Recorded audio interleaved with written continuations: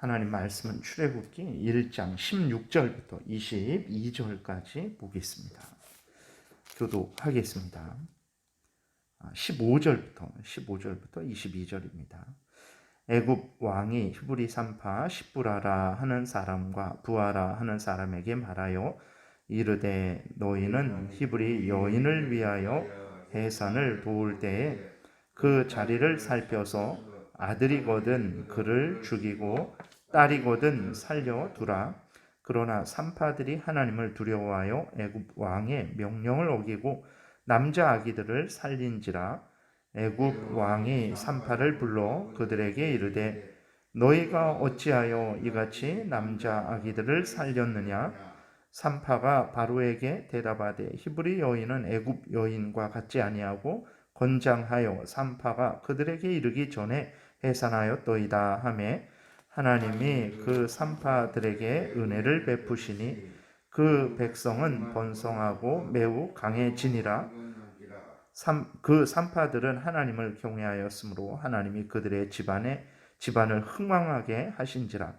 그러므로 바로가 그의 모든 백성에게 명령하여 이르되 아들이 태어나거든 너희는 그를 나일강에 던지고 딸이거든 살려두라 하였더라. 아멘. 기도드리겠습니다. 살아계신 하나님 감사합니다. 이 시간 하나님의 말씀을 전하고 듣습니다. 성령께서 역사하셔서 하나님의 뜻을 잘 깨달아 알게 도우소서. 하나님이 알려주시는 대로 잘 믿고 따르게 도우소서. 예수 그리스도의 이름으로 기도드렸습니다. 아멘. 오늘 본문에는 이제 산파들에 대한 바로의 명령, 또 그 산파들이 바로의 명령을 어긴 것, 또 그에 대해서 하나님께서 복을 주신 것이 기록되어 있습니다. 애굽 왕 바로는 이제 이스라엘 백성들의 번성을 막기 위해서 처음에는 가혹한 노동을 이제 부과했습니다.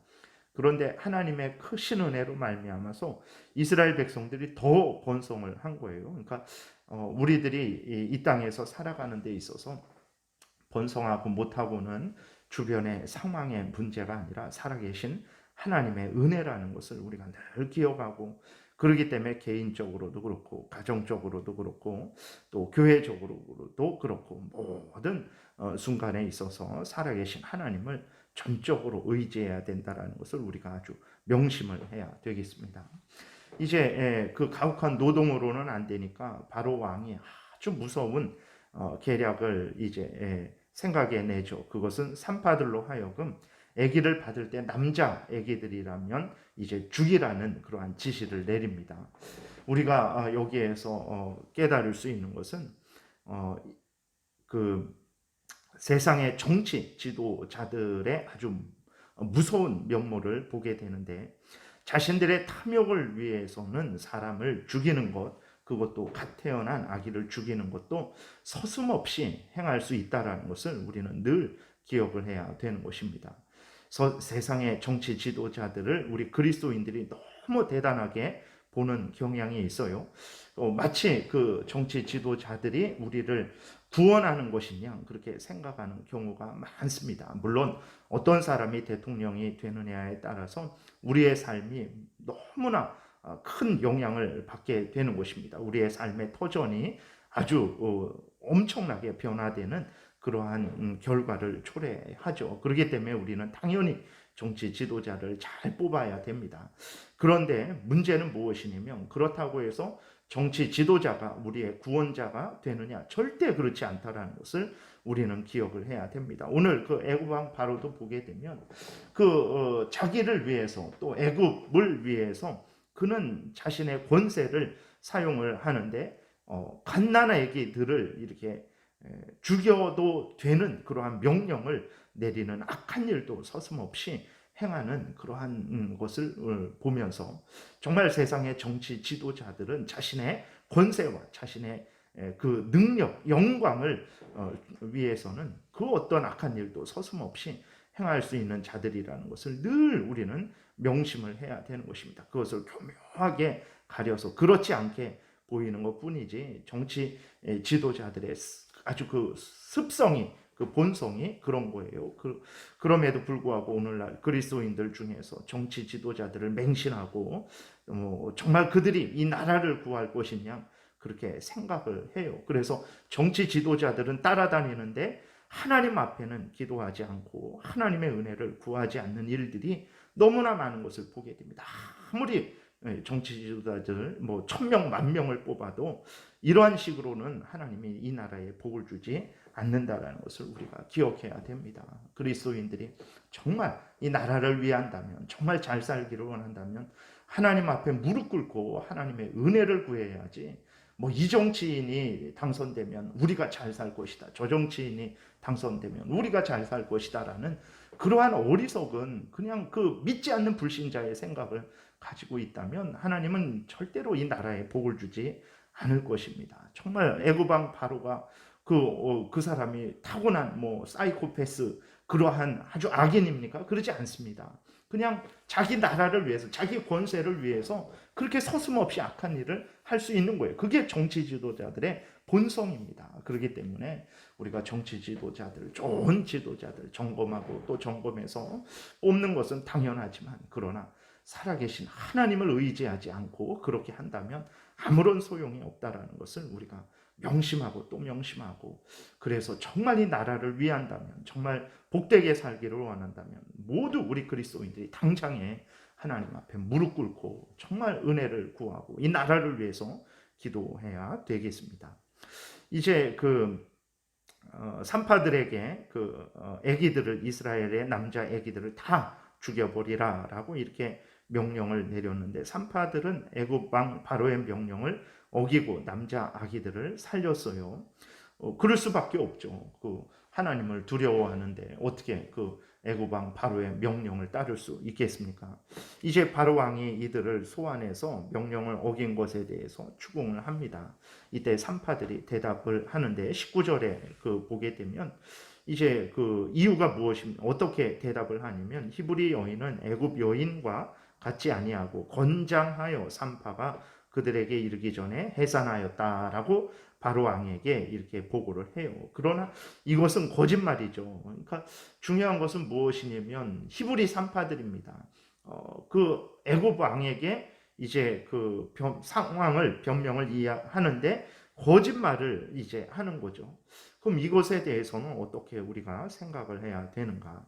중요한 것은 거짓이라는 것은 첫 번째로 우리가 잊지 말아야 됩니다. 어떤 거짓일지라도 하나님 앞에 갖고 나아가서는 안 되죠. 거짓은 이제 책망받아야 될 죄입니다. 그러면 하나님이 왜 이렇게 거짓말한 산파들에게 은혜를 베푸셨겠습니까? 그것은 거짓말을 인정해서가 아니고 그들이 하나님을 경외하고 또 생명을 살렸기 때문에 거기에 대해서 은혜를 내려주셨다라는 것을 우리가 기억을 해야 됩니다. 이것을 우리가 혼돈하지 말아야 됩니다. 그러지 않으면 하나님의 영광을 위해서 어떤 수단 방법을 가리지 않아도 된다. 하나님의 영광을 위해서는 거짓말해도 된다. 이렇게 되는 거예요. 그것이 생명을 살리는 이런 오늘 본문과 같이 생명을 살리는 일에 있어서 거짓말한다면 그래도 괜찮지만 근데 그것이 잘못 생각해갖고 하나님의 영광을 위해서 그렇지 않은 부분에 대해서 거짓말을 사용해도 된다라는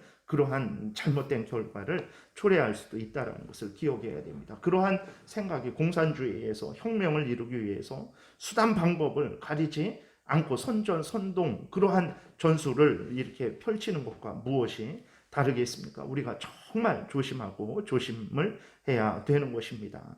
그래서 하나님의 영광을 위해서는 하나님의 말씀대로 행해야지 하나님의 영광을 위해서 거짓말을 해도 된다라는 잘못된 생각은 절대로 우리가 해서는 안 됩니다. 그럼에도 불구하고 우리 인간들은 담대하게 하나님의 말씀을 항상 따라야 되는데 두려움 때문에, 손해 때문에, 생명의 위협 때문에 우리는 담대히 하나님의 말씀을 항상 따르지 못할 때가 많아요. 오늘 히브리 산파와 같은 경우죠. 말이 쉽지 애굽 왕 바로 앞에 불려 나가서 왜 죽이지 않았느냐라는 그러한 추궁을 받을 때 그것은 정말 목숨이 왔다 갔다 하는 그러한 무서운 상황이라는 것을 우리는 정말 그냥 넘어가는 것이 아닙니다. 애굽 왕 앞에서 담대히 솔직히 말하지 못하는 것이 인간의 한계죠. 그렇기 때문에 이 히브리 산파들이 거짓말을 한 거예요. 그럴지라도 부득이한 상황일지라도 거짓말은 죄가 된다라는 것을 우리가 기억을 해야 됩니다. 거짓말 자체는 하나님의 뜻에 어긋나는 죄이고, 그렇기 때문에 우리는 이러한 것을 미워하고 버려야 된다라는 것을 잊지 말고, 정말 너무 어쩔 수 없어서 그렇게 했다면 뭐 그럴 수 있지라는 생각을 가져서는 안 되고, 하나님 앞에 회개하고 용서를 빌고 정말 이후로는 더 담대하게 하나님의 뜻을 그대로 선포하는 그러한 삶을 살게 해달라고 하나님께 간절히 그래서 기도해야 되는 거예요. 그러한 부득이한 상황이 정말 일어나지 않기 위해서, 또 부득이한 상황이 된다면 정말 담대하게 하나님의 말씀을 전하는 내가 되게 해달라고 그렇게 기도해야 되는 것입니다. 그리고 정말 하나님의 은혜로 말미암아서 그 부득이한 상황을 잘 이겨나가게 해달라고 하나님께 기도해야 되는데, 기도하지 않고 은혜를 구하지 않으니까 하나님으로부터 지혜를 받지 못하죠. 능력을 받지 못하죠. 그러니까 어떻게 헤쳐나갈 길이 없는 거예요. 그러니까 이제 어쩔 수 없으니까 거짓말을 해야 되겠다. 그것이 작은 일이고 그것이 한 번이고 그럼 한두 번이고 그러면 그냥 넘어갈 수 있겠지만 그러지 않습니다. 인생을 살아가면서 부득이한 일들이, 두려운 일들이, 위험한 일들이 얼마나 많이 일어나게 됩니까? 그때마다 매번 거짓말을 한다면 우리는 하나님 앞에서 정말 책망을 받을 것이라는 것을 우리가 기억해야 됩니다. 그런데도 기도하지 않는다면 그것은 정말 나는 하나님의 뜻대로 살아가지 않겠다라고 다짐하는 것과 다를 바 없다라는 것을 우리가 기억해야 되겠습니다. 그럼에도 불구하고 하나님은 이 산파들을 복을 주셨어요.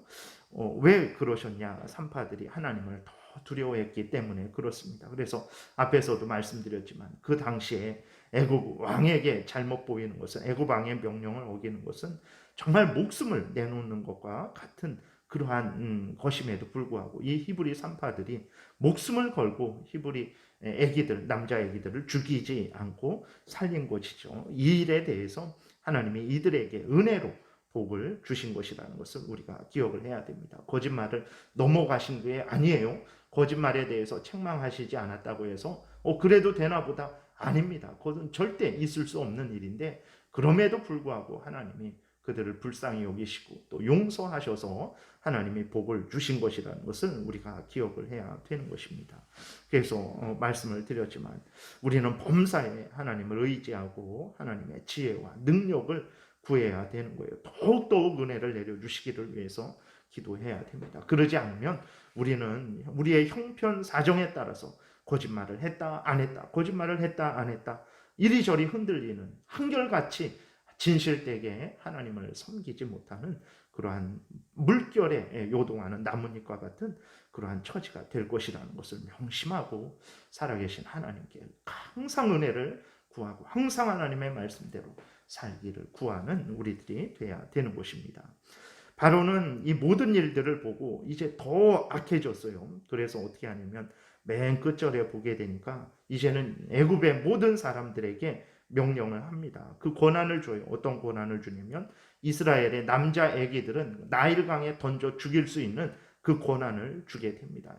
이것이 정치 지도자들의 아주 습성이라는 것, 속성이라는 것을, 본성이라는 것을 우리가 아주 생각하고 정치 지도자들을 올바로 뽑고 그들을 위해서 열심히 간절히 기도하되 그들이 하나님과 같은 구원자는 아니라는 것을 우리가 명심하고 정말 이 땅에서 복되게 살기를 원한다면 하나님 앞에 무릎 꿇고 간절히 기도해야 된다는 것을 잊어서는 안 되겠습니다. 바로가 이렇게 정말 더 악해진 것을 하나님이 우리에게 알려주시는 것은 인간이 얼마나 이제 악해질 수 있는지, 하나님을 떠나면, 하나님을 의지하지 않으면, 하나님 말씀을 붙들지 않으면 인간이 얼마나 악해질 수 있는지를 우리에게 알려줌을 통해서 우리로 하여금 더 조심하고 더 경계하시기 위해서 이 바로의 악함을 이제 기록하신 거죠. 그리고 또 어제도 말씀드렸지만 어떤 사람이 이제 계속해서 더 악하게 그렇게 악으로 치달을 때에는 그것은 하나님의 진노라는 것을 우리가 깨달아야 됩니다. 어떤 사람이 거짓말을 하고 더 뻔뻔해지고 또 거짓말을 하고 더 뻔뻔해지고 그럼 자기는 또 의로운 사람이라고 그렇게 한다면 그것은 정말 그에게 하나님의 은혜가 계속해서 사라지는 것이라는 것을 우리가 기억을 해야 됩니다. 갈수록 악을 행하는 것은 그것은 그에게 하나님의 은혜가 없다라는 거예요. 하나님의 은혜가 있는 사람은 갈수록 악을 행하지 않습니다. 갈수록 회개하고 갈수록 용서를 빌고 갈수록 돌이키는 것이지 갈수록 악을 행한다면 그에게는 하나님의 은혜가 없는 거예요. 그는 돌이키질 못합니다. 그에게는 곧 멸망이 있을 것이기 때문에 악인들의 형통함, 돈이 있고 권력이 있으니까 죄를 져도 저렇게 정말 아무런 처벌도 받지 않고 오히려 승승장구하는구나. 그것을 부러워할 필요 없어요. 그것이 그에게는 형벌입니다. 계속해서 그 악으로 치닫게 되는 거예요. 돌이키지를 못하는 거예요. 그것은 하나님의 진노의 형벌이라는 것을 기억하고 절대로 악인의 형통을 부러워하고 그것 때문에 너무 그냥 분해서 그럴 필요 없어요. 잘못된 것을 분명하게 지적하고 악인이 악을 향해 치달을 때 하나님의 무서운 진노를 보고 우리들은 더 죄를 미워하고 버리고 살아계신 하나님을 더 의지하고 하나님 말씀대로 살아가는 복된 신앙생활을 계속해야 되겠습니다. 기도드리겠습니다. 살아계신 하나님 감사합니다. 우리들이 무엇이간데 작은 죄악일지라도 두려워하게 도우시고 정말 그것을 미워하게 도우시고 하나님 앞에서 생각도 말도 행동도 바르게 성경 말씀을 따라서 행해야 된다라는 이 귀한 생명의 진리를 우리에게 알려주시는지요. 살아계신 하나님, 이렇게 귀한 생명의 진리를 알려주셔도 우리는 미련하고 무지하고 우리의 탐욕 때문에 우리의 어리석음 때문에 우리의 무능력 때문에 하나님의 말씀을 지키지를 못하오니 성령께서 항상 우리를 붙들어 주시고 인도하시고 용기를 주시고 지혜를 주시고 하나님 아버지 주장하여 주셔서 항상 우리가 어떤 형편 처지이든지 간에 하나님 앞에 서게 도우시고 하나님을 두려워하게 도우시고 죄를 미워하고 버리고 하나님의 말씀을 따라서 살아가는 정말 하나님의 귀한 백성으로서의 삶을 살게 도와주옵소서. 감사드리고 예수 그리스도의 이름으로 기도드렸습니다. 아멘. 하늘에 계신